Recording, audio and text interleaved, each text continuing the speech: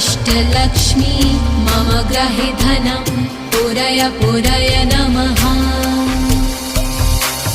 ॐ ह्रीं श्रीं क्लीं श्रीं कुबेराय अष्टलक्ष्मी मम ग्रहे धनं पुरय पुरय नमः।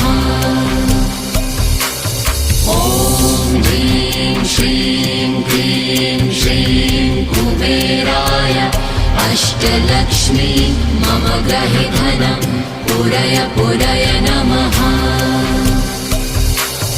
ॐ ह्रीं श्रीं क्लीं श्रीं कुबेराय अष्टलक्ष्मी मम ग्रहे धनं पुरय पुरय नमः। ॐ